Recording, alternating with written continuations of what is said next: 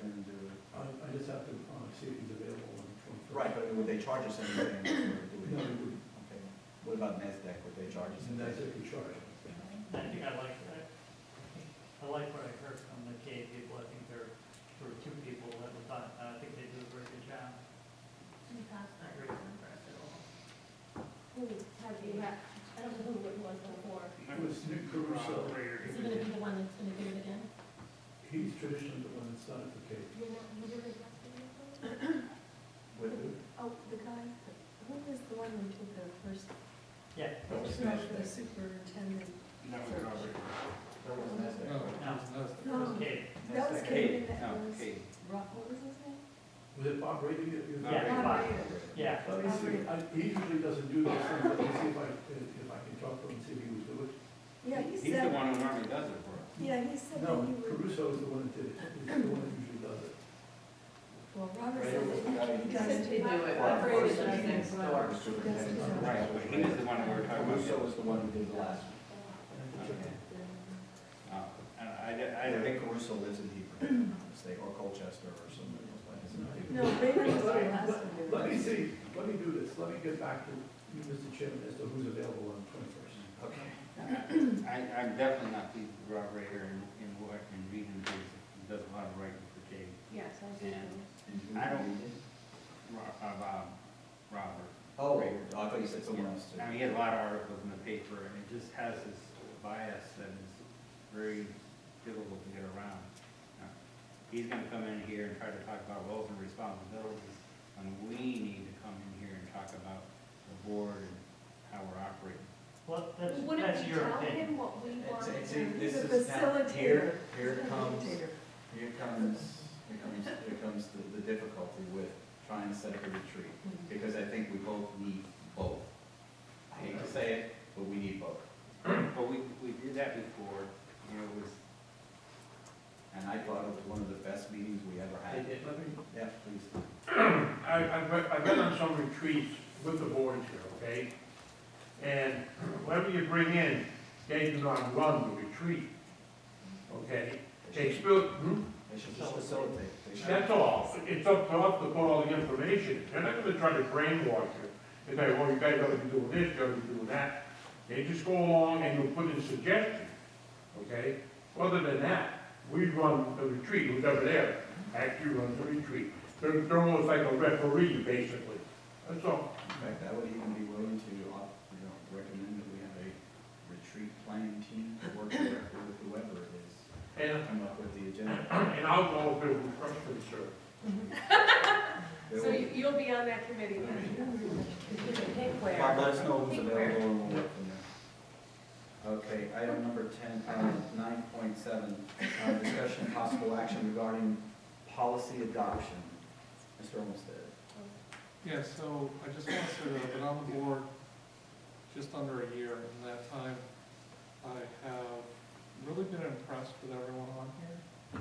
It seems a lot of people have a dedication to this board, and they have a dedication to making sure that the school district is very diverse, and that everyone on here seems to respect everyone else's position with regard to different areas. The one thing that I haven't liked, and especially in the very recent past, is that we've had two items that, after they've been brought to our attention, have been noted that they should be brought in front of the full board, but it seems they go out in front of, off of a subcommittee and onto the streets without the full board having any idea that they're even there unless you're on that subcommittee. And so I wanted to know what exactly is the policy for releasing that information and getting that information out, and how do we make sure that it is what the board wants and not just a subcommittee report that's trying to bring an issue to the full board. Was it, just so we're clear, So was it clear what standard-based? standards-based grading and Latin, Yeah, neither of which I had a no, clue fair enough, fair was enough. going on. And then it comes to our attention that, you know, the 6th grades in 3 different towns are told we only have 2 foreign languages, where I would really interested in your remote-based languages that you were considering, which was through the Middlebury School, where there'd be even more offerings, and that's not anywhere out to the public. And I'm turning around feeling like, kind of like a fool that I don't have any information in front of me to even know what's going on. And I just was wondering, what is the policy, and how do we make sure that something that's in a subcommittee is not coming out on the streets as if it's policy? That's an interesting question, because the committees don't create policy. Correct. And so Right. the reactions to that should be a recommendation to the board before any action is taken as a result of that discussion. But obviously, in this case, especially the Latin, full action was taken, because I got 3 different towns that have something that says, I'm only giving 2 foreign languages. And that's wrong. But I think that action was taken without the board. I agree, but who did it and why? That's the real question, and why is it out there like Well, that? you can't blame the board. Does the program committee No, know? I'm not blaming the board. No, it's not blaming the board. No, but how did it get out? How did it get I think the superintendent. I don't know, I can tell you, I'll just tell you this, because some of the not emails, but phone calls came to me beginning on Friday and Saturday morning, calling me saying specifically, why did the board eliminate Latin? Yeah, I saw it. And not even from the middle school or the high school, Latin across the board. Yeah, I realized. And so I spent most of my time on the phone over the weekend explaining to people that there was a report given. You've seen my responses to a number of the emails that came in, and that this was really just trying to make sure that we don't overpromise on something that we can't deliver. In 2018, 19, I think, or 17, 18, Amy corrected me, because the dates were kind of confusing in my first response. So, I'm not sure, perhaps, there was an understanding, I guess, or misunderstanding that the subcommittee was authorizing this. You were on the phone on that meeting though, right? Or you were at Yes. least part of, because I have you know, written in.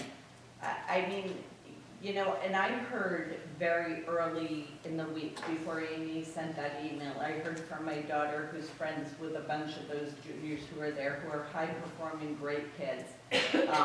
I heard that there was this big hubbub, and what was coming back, and, you know, was not what occurred at the subcommittee as far as what, you know, what I heard or felt, you know, was participated in. I think what happened, and it was near the end of the meeting, because I remember I was sitting near Amy saying, I said to her, I'm really tired, but this is probably not something we should be discussing at this time in a meeting. I literally said that to her. But I think literally the next day, some kind of brochure was going out, but as Rich said to me, and I agree with him, we should have probably, if a brochure was going out, so I'll take, you know, as much ownership or as anybody on this, but we should have said, can we see what that looks like? Because I don't think we understood, and I don't think we understood what had been sent out, what was being sent out. I think what was expressed to us was that it was going to be difficult because of the pool of candidates to ensure that incoming 7th graders would get 2 years of Latin. And the feeling was that no one wanted to see kids kind of, I think it was used stranded or something like that, some word like that, but that kids were shortchanged or stranded or some negative thing that they would not be able to then get Latin, you know, the next year. And then there was this hard deadline of the next day. So I don't think anybody said, yes, we're, at least from my perspective, nobody said, yes, let's cut anything or let's make any kind of decision. No, but I'm just sharing. I don't think we felt like we had that kind of authority, but I do, unfortunately, I think it was also literally at least about 9 o'clock or 10 of 9 or something, you know, when that kind of even came to us, because I remember saying, I don't, you know, this is not a good time for the next day. I felt like it anyway, and you know, and I hear what you're saying about Middlebury, and from program, you know, I think that what Amy said would be really helpful, to be honest, because I think having the two meetings and really having presentations, because there is a lot of, kind of meaty, substantive, you know, things to be shared and, dialogue to happen and to occur, and, I think, you know, as, being on that committee and one of the people on that committee for a while, what I've heard from the administration has been great, what I've heard from the parents has been great. I mean, I was happy to hear so many kids here supporting a Latin program, but and I don't know where and how, somewhere, because our minutes haven't even been posted yet. You know, there's some, I don't know if it's, you know, word of mouth or the rumor mill, or if someone wants drama. I have no idea, but something's happening. Well, I wasn't trying to get into No, I don't feel like you No, are. guilt or anything like that. What I was trying to do was find out what levels, to ensure that if a specific level needs to be brought up and put in, that it makes it to the board before it goes out on the streets. No, Danny, excuse me, this Latin thing, it's curriculum, right? Basically, Yeah. and who's in charge of curriculum? We're off the board. The board, not administration. That's where the mistake is. Now, They develop- they're more informed on it than we are. Say that Now, I again. mean, if a teacher starts thinking about retiring, they don't come before the board and say, I think I retired. We first talk to administration. Okay? I believe they have more information than we do. And it's interesting because I think that this has been an ongoing kind of discussion about what's the administration's role and what's the board's role, and like my thought is that, so we're looking at decreased enrollment, and Bob comes to the table and he's gonna cut, like, this is hypothetical. Hypothetical. Hypothetical. Which group are we having here next Okay, week? hypothetical, but he's gonna cut something. He's gonna cut something, and so the thought is that he doesn't have to come and look for our approval necessarily. It might be just a cut, and we might look at it and say, oh, we agree, or we don't, we disagree. But I don't know that, like, specific programming has to be presented before the board. I don't know, like. Can I add something to this discussion? One of the things, we talked about this at the subcommittee meeting, obviously we talked about it as a staff. And sometimes the staff doesn't agree with us, and then they set out on their own track. And that I find very distressing, because you look at this, I received a proposal on Latin. I think that one of the things that bothered me greatly about it, and I alluded to this in my presentation tonight, I said, look, they wanted to make grade 7 a selective number of kids. That meant it's a singleton. What that does to Michael's schedule is it forces him to have classes that are smaller than the optimum size. So that if we're talking about scheduling and program, there are a lot of other implications here. And people might not like those implications that we're discussing. And it's not that any of us want to cut Latin, but I also don't want to get a note from a parent say, look, my kid took Latin in grade 7, you have nothing for him in grade 8. And we could be having that reverse discussion. I understand, and I agree with you on that, and I understand the complexities with this, and I think especially your effort and this board's effort to continue to not eliminate programming when we can, right? We continue, it's always been a top priority. Perhaps that document, and it goes back to communications, perhaps that document had Latin with an asterisk. Something with an explanation on the bottom that it may not be there for you in 8th grade. We're gonna do our best to do a search, but, you know, and I think, like Amy said, we didn't see the document when it went out. When the lady brought up that document, I was like, wow. I mean, it shows, because I've been telling people all weekend, you will have Latin next year for 7th grade. It's possible you may not make grade, but when you look at that form, you're not gonna have any. You were at that meeting, you were on the phone, but you were Yeah. at that meeting. Yeah. I think that was set down. No, we didn't, it's not a bad thing, we just didn't see it, and when she brought it, it did, Is it? yeah. Mike, did you want I will take full responsibility for the registration form. One of the things we needed was a deadline. I had told the superintendent that we need a hard and fast answer about what we want to do. I had talked to the Latin teacher ahead of time. My intent is never to eliminate Latin, don't want it to go away, but my biggest concern was stranding kids in 8th grade. You know, looking ahead later after we had put out the registration packets were due the week before, we had held off till the program committee meeting to see what the opinion of the program committee was about delaying Latin at 7 and then starting it in 8th grade. Latin teachers said they could do this. We took it off the registration packet because I didn't want any confusion. It's easier for me to put things on like that and send out a note than it would be to explain to a parent that, you know, we dropped it later on. Sort of the reverse psychology thing. We will send out something tomorrow, actually to the elementary schools, and I've already emailed my guidance staff that Latin will be back on for 7th grade. We already have it in the schedule. We can keep it. I still have concerns, but if we can work it out that we have, I'm sure we'll have Latin students, but it will be partially a scheduling issue later on, and we'll just deal with it. It's not something I want the kids to worry about. You know, that was a PhD from Harvard speaking, Yes. and a student Yep. from Brown. Yep.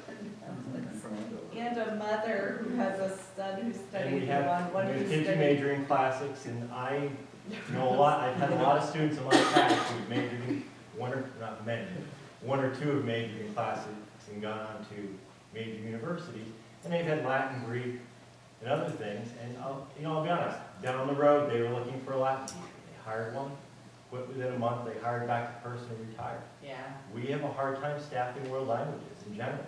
I think what Danny said though, you know, and we were tired, it was late at that meeting, it really was, but I think, you know, hindsight's 20/20, but putting it there with, you know, there's no guarantee that it'll be there or written better than that, worded better than that, you know, with an asterisk, but I suppose, you know, there's no guarantee that a lot of things will happen the next year either, but, you know, I'm so impressed with how you all came up with that wording for the answer to standardized grading. I have complete confidence that you'll get the exact wording on this. I would also say that at the time we were talking, when we had talked with Latin teachers, it did not appear that there would be any way for us to run 7-12 with a single teacher. And later on in that week, after we talked to you, they presented us, Angela and Steve presented us with a viable plan that with a single teacher, if we cannot find another one, with a viable plan that will work for grades 7 through 12, for us to be able to continue it in a smaller size for Latin students. And as somebody who did 4 years of Latin and went to an Ivy League school, I completely support that plan. Yeah. So Yeah. I think it's a great way for us to do it. But we didn't have that information at the time we were talking to you. And I think somehow there became a story out there that grew and grew and grew. And actually, I did hear it very early in the week from my own daughter, and she said, you're going to expect a lot of people and they were really very well spoken. I mean, they were a credit to the Latin Reminds me of the art question 2 years ago. Yeah, I know, it reminds me of the art issue. Yeah. Where we had no clue why this was an issue. But I have a question, it has nothing to do with any class, Latin, art, whatever, nothing. But I do have a question. Do we have any established class size guidelines. Guidelines are flexible, and they're guidelines, that's all they are. Do we have any class size guidelines Yeah. that Okay. apply Contract issue. to, I guess maybe Dr. Zelinski can answer this, to the, classes that are offered in the school? The board On has, both directions, how large and how small? the board doesn't have an upset limit, but they have a limit of 8 for, and you look at that to the high school for things like AP courses. You have to offer an AP course if there are 6 kids in it. Those are things that, that's written in policy. Okay. And you don't have any limit? Maximum. On the others? There's a contractual limit for the maximum number in that class. I don't know what it's at, 25, 30? No, There's no max in this district? no. Oh, wow. We do use a limit when we schedule. I mean, we don't just really, I meant in one class. yeah, for certain levels, 22, for others, it's 18. For some classrooms that have safety limits, it might be 18, it might be 16, depending upon the size of the classroom, and whether it's like a metal shop or a jewelry shop or something. But we do have limits that we target. An honors course has more students, we're shooting for more students than, say, a course that's more remedial. But they're targeted limits, they're not hard. We can adjust them if we need to. Without getting into a Hold on, huge, Dave, I get back. Yeah, just going back to the original, motion or item, and just to reiterate, anything that comes out of the subcommittee, any action that's taken out of the subcommittee is at the authority of the administration. It is not at the authority of the board. Only if it gets to the board is it under the authority of the board. So no matter what we talk about in the subcommittee, any recommendations that a board member may make, it is strictly on the administration's authority if it gets acted on. without getting into a huge discussion, I know a number of people who spoke about, the interest in Latin, but a number of people also spoke about other languages that we should be adding. I mean, I know that many of the other school districts around us, even some of the one comparable size like E.O. Smith, have things like Russian and Chinese. I know my daughter tried to get into a Chinese class, and there were a limited number of online things, but there was no plans at that time to add Chinese. And I think, that and other languages people are very interested in. And We're kind of getting off point. I know, the only thing I want to add here, it seems like it all went out, it's no reflection on us. It went out through the grapevine. Okay, you can see that, right, everybody, okay? I'm sure in administration, it came up that the gentleman probably says, I'm gonna retire. And I'm sure remarks were made, oh, she's gonna retire, that means we gotta get another teacher. I'm sure remarks came up, it's just hard to get a Latin teacher, okay? Now, other people hear it, students hear it, and it went out through the grapevine. That's how I look at it, that's how it went out. well, part of it was the form on the list that You did not. can't, that's the best way to get information out is through the grapevine. No, but the form that went out to sixth grade did not have Latin in there, so that was a clear message to somebody. I'm sure it all came up, and people just, got bigger and bigger, and people just started talking about it. I think that's true though. And that's why we weren't informed. Why would we be informed? We wouldn't be informed. And I just want to accept some responsibility for this as well. Clearly it was a misunderstanding, and I honestly, I want to be able to have conversations in the subcommittee meetings and us to be able to lead the subcommittee meeting and be able to own our parts. And so I don't really, I don't want like our conversations to then turn into, like he said, she said. I mean, Right. we had a conversation about this, and this is kind of off your point, I guess. but- Yeah, no, but you're right on, right on. And it was helpful, I had no idea, like, that conversation was gonna elicit this kind of, It was like, it was an urgency of a vacancy that we didn't want to make an obligation to promise, and so but it would still be there. I apologize